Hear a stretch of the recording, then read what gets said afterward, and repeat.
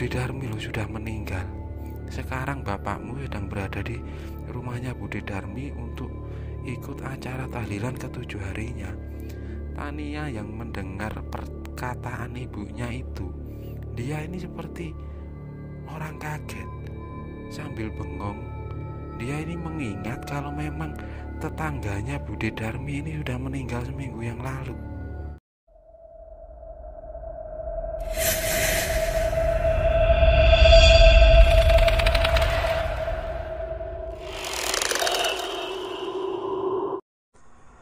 Assalamualaikum. Aku pernah mendengar sebuah cerita. Jadi ketika ada orang yang meninggal, 3 hari pertama ini mereka masih berada di rumah tersebut. Dan di 7 harinya mereka ini masih menemui saudara atau kerabat. Ketika sampai 40 hari setelah meninggal, mereka ini masih berada di kampung tempat mereka ini tinggal. Terlepas itu semua tentang jin korin atau sosok makhluk yang merupai almarhum, ada 3 cerita tentang kisah ini. Yang pertama dialami oleh Pak Mat. Pak Mat ini berusia sekitar 50 tahun. Jadi beliau menceritakan sebuah kisah kepadaku. Pak Mat ini pekerjaannya adalah memiliki sebuah warung yang dikelola bersama istrinya. Dan warung ini buka setiap jam 4 sore sampai sekitar jam 12 malam. Warung ini berada di sebuah kampung yang sebenarnya tidak cukup ramai. Tapi Pak Mat terus bersabar dan mengelola warung itu karena tidak ada pekerjaan lain.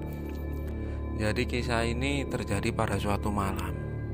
Pak Mat yang sedari sore bersama istrinya melayani penjual. Tapi sekitar jam 10 malam, beliau ini bilang ke istrinya kalau mau pulang dulu karena anaknya yang nomor 2 yang masih kecil sekitar umur 5 tahun sedang sakit. Jadi Pak Mat ini pulang sambil menggendong anaknya, sedangkan istri dan anak pertamanya ini masih berjualan.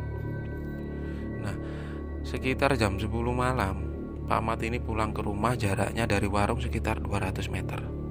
Pada waktu itu entah kenapa ketika beliau ini pulang, suasana di kampungnya ini sangat sepi sekali. Atau mungkin karena sejak sore tadi habis diguyur hujan. Pak Mat berjalan sambil menggendong anaknya yang sudah tertidur. Ketika beliau ini melewati sebuah rumah, nah, di depan rumah itu lampunya ini mati. Hanya ada pencahayaan dari lampu jalan. Nah, di situ terlihat ada seorang laki-laki. Beliau ini sedang duduk. Kemudian Pak Mat yang melihat salah seorang tetangganya ini menyapa, "Monggo, Kang." Dan sosok itu pun menjawab, "Gak mampir dulu, Mat." Tapi Pak Mat pun menyauti lagi, "Enggak, Kang, anakku sakit." Sambil Pak Mat ini berjalan. Tapi baru saja beberapa langkah Pak Mat ini berjalan, kemudian beliau ini langsung berhenti dan berbalik lagi mundur untuk memastikan sosok yang menyapanya tadi. Dan ternyata sosok itu sudah tidak ada. Waktu itu Pak Mat sadar kalau tetangganya atau sosok yang menyapanya tadi ini, beliau sudah meninggal sekitar 2 minggu yang lalu. Bahkan waktu itu Pak Mat ikut melayat sampai ke pemakaman. Dan di cerita yang kedua ini dialami oleh adikku.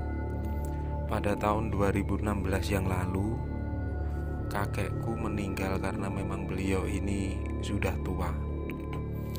Jadi waktu itu di setiap sore setelah beliau meninggal sampai 7 hari diadakan tahlilan. Aku dan keluarga beberapa sepupu mengikuti acara tahlilan tersebut. Dan setelah selesai tahlilan aku pulang. Setelah itu aku harus lanjut bekerja. Di hari ketiga setelah kakek meninggal ini, adik dan beberapa saudara sepupu menginap di rumah almarhum kakek ini. Dan waktu itu adik ini menceritakan sebuah hal yang sedikit mistis. Jadi sekitar jam 2, adik yang tidur bersama dengan saudara-saudara sepupunya ini tiba-tiba terbangun karena kebelet kencing. Kemudian adik menuju ke kamar mandi. Nah, setelah selesai di kamar mandi, adik bermaksud kembali tidur. Jadi dari kamar mandi dia harus melewati dapur. Nah, di samping dapur itu ada sebuah ruangan. Di sana ada beberapa kursi kayu dan satu buah meja. Di kursi itu selalu digunakan oleh almarhum kakek selama masih hidup. Beliau selalu duduk di tempat itu sambil merokok dengan melinting tembakau. Nah, waktu itu adik ini melihat kakek sedang duduk sambil menyalakan rokok. Dan kakek ini bilang ke adik, "Ndang turu." Waktu itu adik pun menjawab, "Nggih, Mbah." Kemudian adik berjalan menuju ke ruangan yang dimana saudara-saudaranya ini tidur. Tapi baru saja mau tidur, adik ini sadar kalau kakeknya ini meninggal. Waktu itu dia langsung kembali lagi untuk memastikan. Dan di kursi tempat di mana dia melihat kakek tadi ternyata tidak ada orang. Nah, keesokan harinya adik ini bercerita ke semua keluarganya. Dan salah seorang saudara bilang, "Memang kamu ditemui oleh kakek karena kamu ini sejak kecil merupakan cucu kesayangan." Itu adalah cerita dari adik kandungku. Dan aku pun mendapat cerita dari salah seorang kenalan. Namanya ini Tania Indri. Dia sekarang tinggal di Jogja dan berusia 30 tahun. Sebuah kisah yang dia alami pada tahun 2007 yang lalu.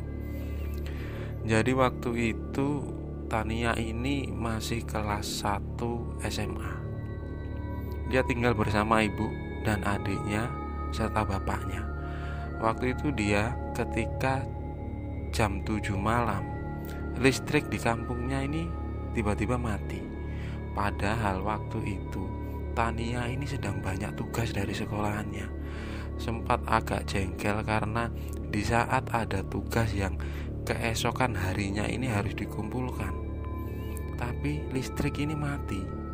Ibunya pun mensiasati dengan menyalakan satu buah lilin. Sampai jam 9 Tania ini masih mengerjakan pekerjaan rumahnya. Dan di depannya ini ada satu buah lilin. Sedangkan ibu dan adiknya ini sudah tidur sedari tadi. Dan tiba-tiba ketika Tania masih mengerjakan PR-nya ini, terdengar suara ketukan pintu dari pintu depan.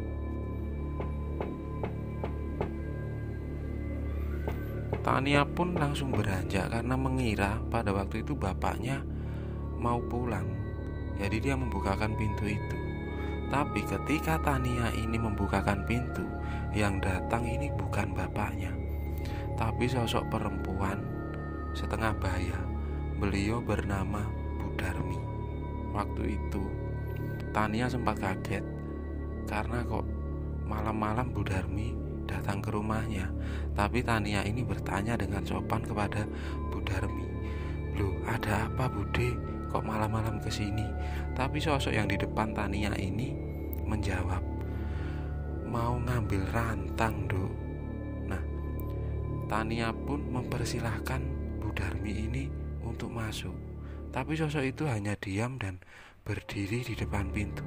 Tania pun langsung masuk menuju ke kamar ibunya. Dia pun membangunkan ibunya. Bu, itu ada Bu Darmi, katanya mau ngambil rantang."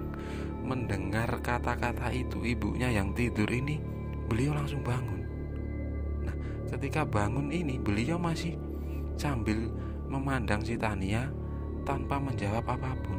Tania pun mengulangi percakapannya tadi. Itu ada Bude Darmi mau ngambil rantang. cepat diambilkan bu, kasihan. Kemudian ibunya ini beranjak sambil memegang tangan si Tania. Mereka berdua menuju ke pintu depan, dan di pintu depan ini sudah tidak ada siapa-siapa. Tapi waktu itu pintunya ini memang terbuka. Jadi akhirnya ibunya ini bertanya kepada Tania, "Kamu ini jangan ngawur, Bude Darmi lo sudah meninggal. Sekarang bapakmu sedang berada di rumahnya Bude Darmi untuk ikut acara tahlilan ke-7 harinya." Tania yang mendengar perkataan ibunya itu, dia ini seperti orang kaget. Sambil bengong, dia ini mengingat kalau memang tetangganya Bude Darmi ini sudah meninggal seminggu yang lalu.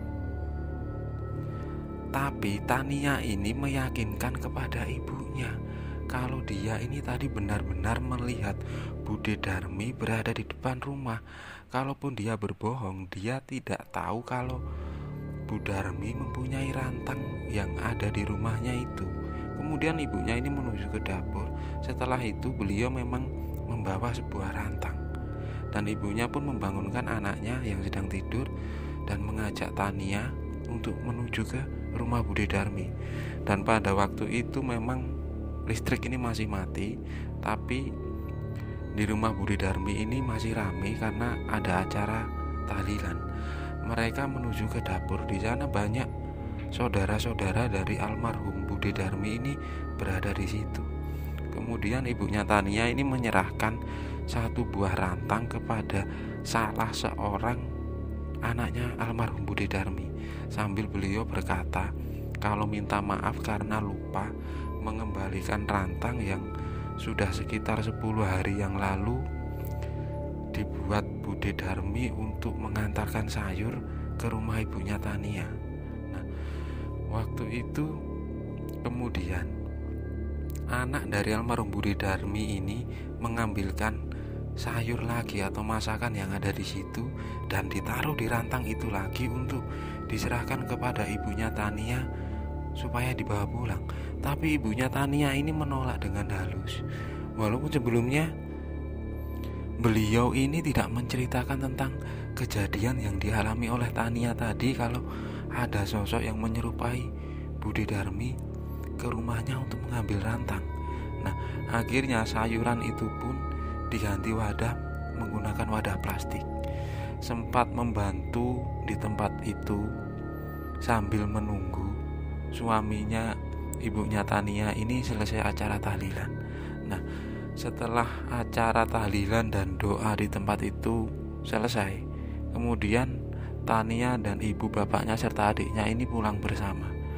Sesampainya di rumah, Tania ini bercerita kepada bapaknya tentang apa yang dia alami tadi.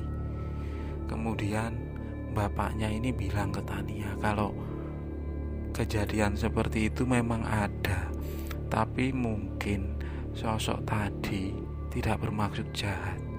Ya mungkin beliau ini mau mengingatkan kalau masih ada satu barangnya yang tertinggal di tempat ini.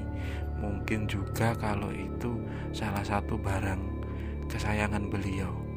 Dan waktu itu pun bapaknya Tania ini bilang ke Tania untuk mendoakan almarhum Bude Darmi. Itulah beberapa kisah tentang kejadian yang sama. Dari 3 kisah tadi ada sebuah kesimpulan.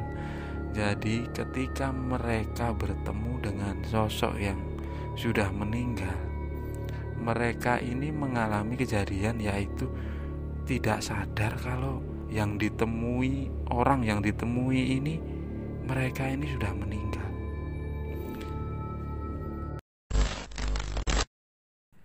Terima kasih buat teman-teman yang sudah menonton video ini. Jika teman-teman suka, tekan tombol like. Jika tidak suka, tekan tombol dislike. Itu pun kalau tega. Komen ya, kasih masukan, atau kita berbagi cerita horor. Subscribe, share juga boleh. Terima kasih dan wassalamualaikum warahmatullahi wabarakatuh.